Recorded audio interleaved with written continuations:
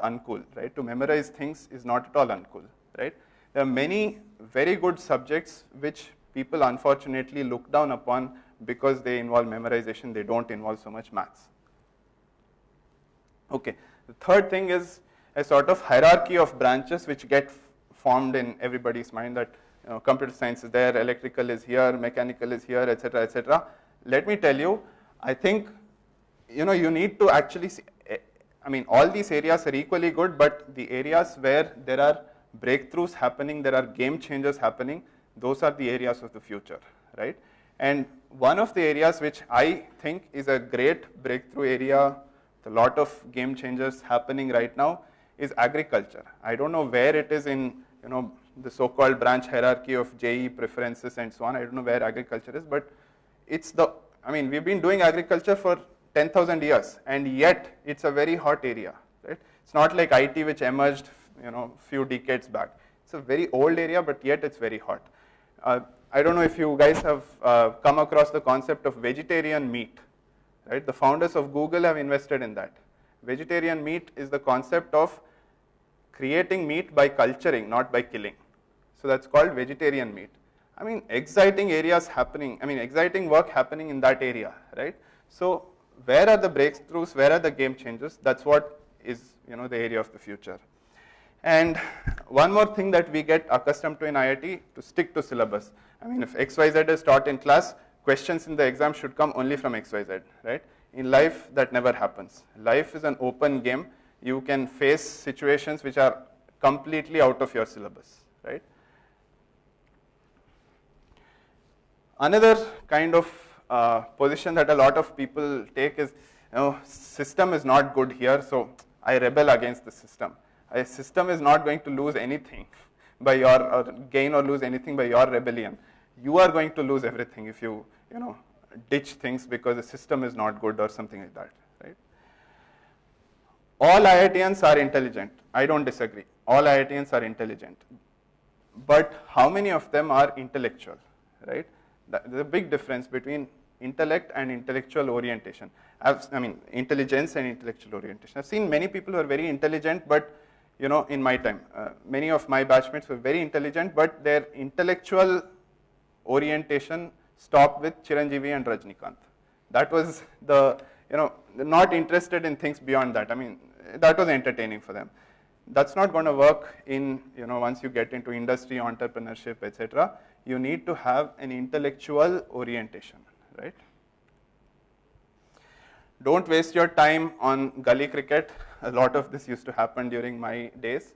If you're playing cricket, play it seriously. Whatever you do, do it seriously. Do it with the understanding that this is going to develop my all-round personality, and do it. Okay. Lastly,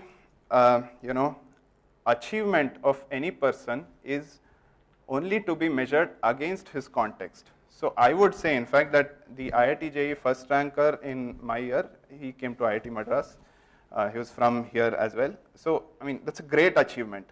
But for me personally, I would think that someone who is probably, IIT JEE 1500 or something, but coming from a rural background, an area where nobody has gone to IIT before, etc., and surmounting all the challenges of not having tutorials, etc., and still making it, probably, if you measure it against the context, his achievement is probably even greater, right? So the point I'm saying is, whatever is your achievement has to be measured against the context in which you achieved it. What are the family constraints you faced? What are the health issues that you had? All those things, build the context against which you've achieved something. So your context is known only to you. It's not known to anybody else. So therefore, ultimately, you are the judge of your achievements, and do it fairly, judge yourself fairly. And please remember one thing, this is something that Chetan Bhagat said in a very nice speech of his. Life is not a 100-meter dash. Life is like a marble race. So you're holding a marble and trying to race, and no matter how fast you are, you're the first one to reach the 100-meter mark. If you've dropped the marble, you've lost the race. If you've dropped the marble of your health, if you've dropped the marble of your family life, If you've dropped the marble on any of these things, you've lost the race. Irrespective of what you've achieved, how fast you achieved it, you've lost the race, right? Okay, so thank you very much, and I wish you all success in the road ahead for you. So open to take any questions. At a high level we can discuss here. If you want to get into further details, we can meet outside. I'm around, so happy to take it now.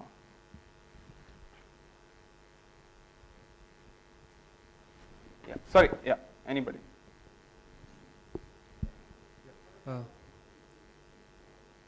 Yeah, sure. How important is an MBA degree for a career in consulting? Okay, so, well, in terms of market perception, it is certainly something that is perceived as important. Especially India is a very MBA friendly kind of market. So in India especially that is there. But having said that, now all consulting firms recruit from IITs and recruit engineers and so on. But most of the people that join consulting also, out of engineering school, they typically end up doing an MBA after that. So you learn a lot through your consulting exposure, the kind of engagements you do, but at the same time, I mean, generally in terms of market perception, MBA does have a good kind of value. And I mean, MBA gives you another great network, right? So in fact, I would say my IIT class is really, really diversified. I mean, there are people in academics. Professor Aniruddhan is my batchmate. He's in academics. I have, I have batchmates who are in banking, who are in finance, who are in marketing, who are in, engineering, in research, industrial research. IIT class really diversifies so much, right? So I don't really, most people won't be so much in touch with their IIT batchmates as probably the later areas of specialization. So my MBA class, I mean, I'm in touch with so many people across different industries because, I mean, we keep moving in those circles, we meet in conferences, we, reach out to each other when, if I want to know something about so-and-so industry, I reach out to somebody in that. The network that happens there is a lot deeper. So it's good to build that network as well. I mean, there are, going to Harvard, going to wherever, one of the very good, positives of it is also to build the network.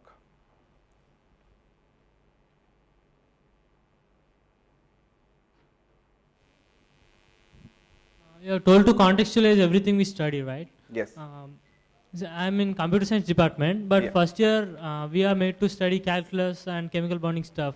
How do we relate it to anything in newspapers or something like that? Yeah, so, I mean, calculus, I would say except for very, very pure maths, like if you take number theory or something, it's difficult to relate immediately to any application, but that also has applications. But most other things, you have applications that you can relate to. Let's take the 4-color theorem in maths, right? Now, that's how frequency allocations happen in the telecom sector based on the 4-color theorem, right? All of you know the 4-color theorem, right? Okay, it's a theorem which says that any map, how many other countries, you have 1 around, 10, 1 in the center, 10 around, 1 in the center, 5 this side, 2 that side, whatever way your map is, any map, 4 colors are enough to color the whole map such that no 2 adjoining countries at any points that they touch have the same color. You understand? So this is used in telecom sector to allocate spectrums for circles. So if you have 4 spectrum frequencies, you allocate that's sufficient for you to cover your circles, right? So I'm just giving you an example. So, I mean, if we need to put in the effort to sort of be able to relate this to that, but there is definitely an application to everything. I mean, calculus is applicable in everything, right? I mean, from rocket launch to, I mean, everything is based on calculus. So, but yeah, I take your point that, if, do you guys still use Spalding and Cole for thermodynamics? No, I'm very glad. So, because that was a textbook which I think had been used for 30 years or something. I'm very glad that you're using something else, and hopefully a lot more of contextualization has happened in the new textbook, with, let's say, green energy and whatever other things. So I'm glad that you're using a different textbook. Okay, sorry. So how does the practice of management consultancy in a Big 4 firm like yours differs from that of a Big 3 firm?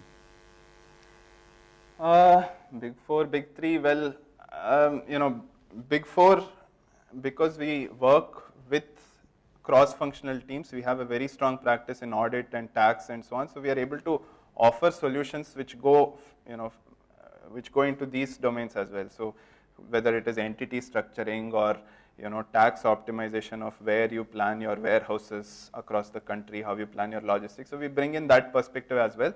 So I mean, it's a sort of, I would say, our offerings probably are more cross-functional in nature. But anyway, I mean, that's a question of detail which we can get to later. If you would like to meet me separately, I can take you through that.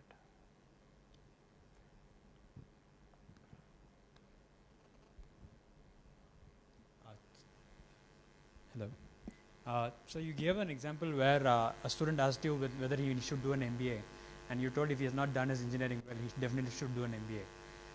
But there are students whose core competency in engineering is very good, but still they do an MBA, and they do gain a lot out of it. Do you think that is necessary, or should they pursue their engineering rather?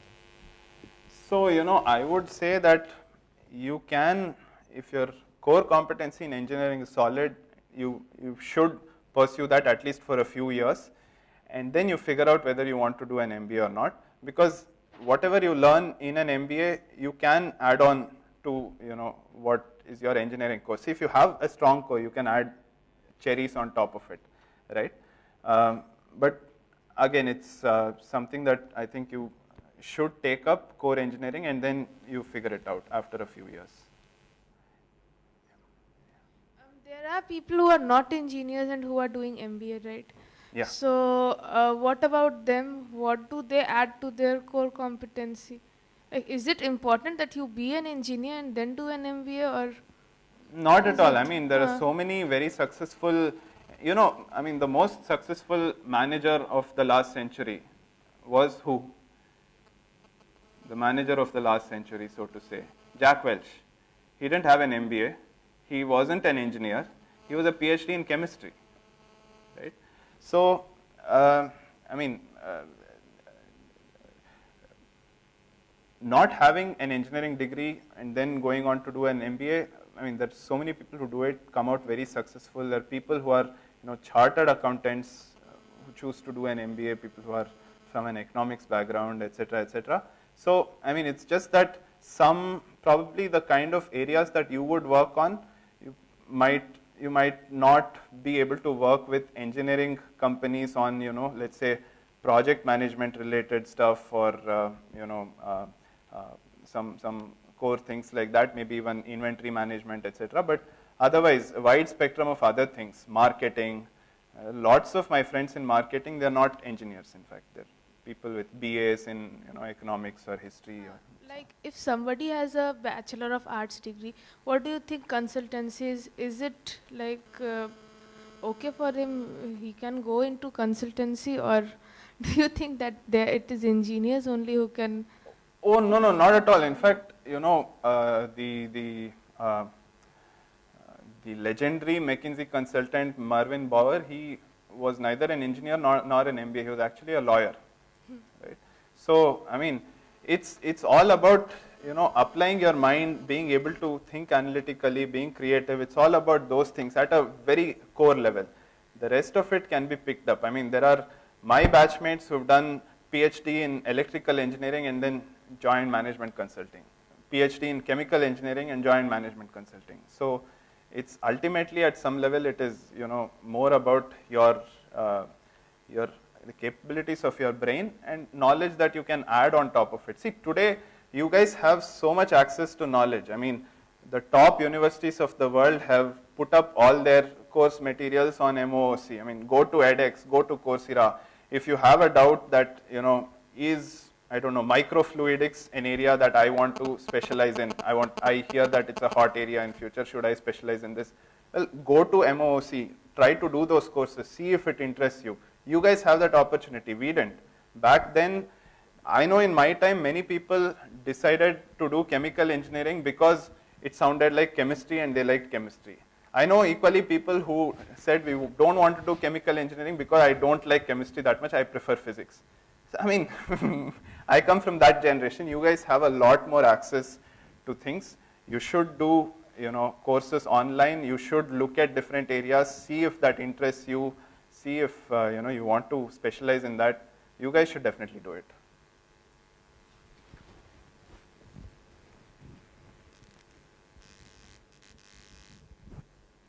Good evening, sir. I've been hearing this, and even in your presentation, you said that what you love is, you should do what you love. But I find it's very difficult. I cannot give rational thought on this. So can you throw light on this?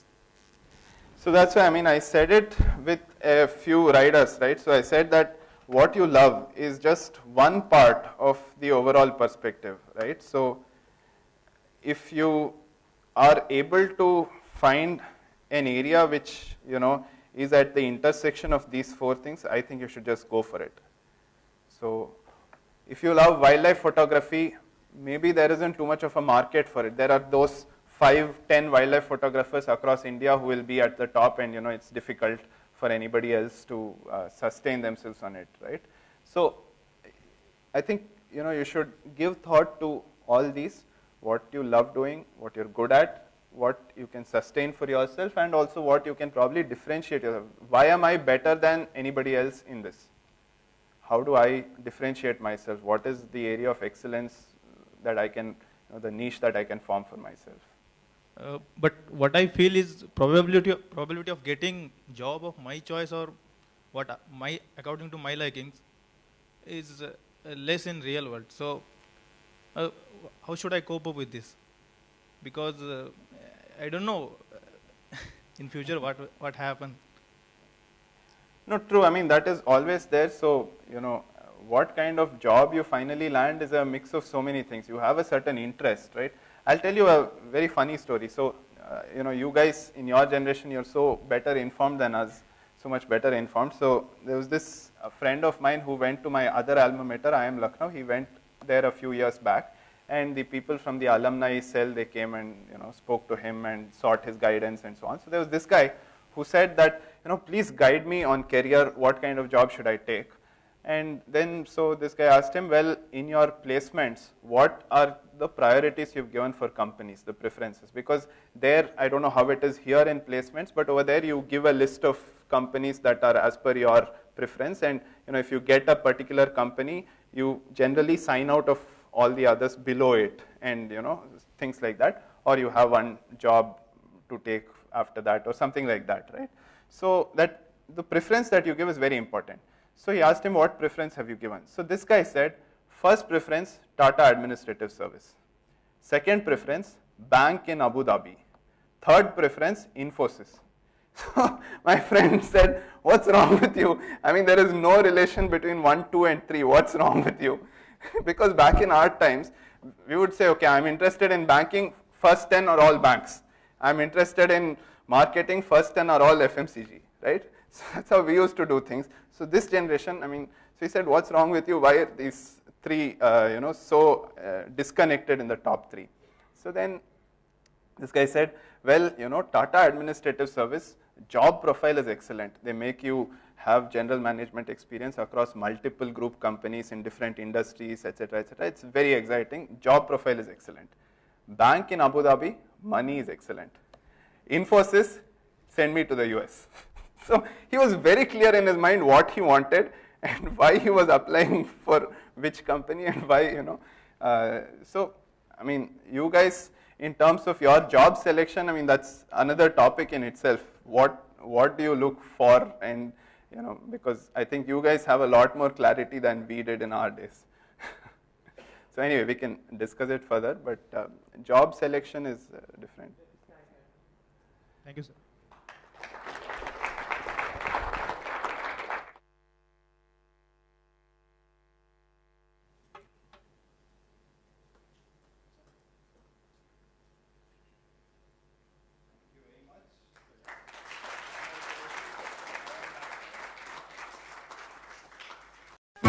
you.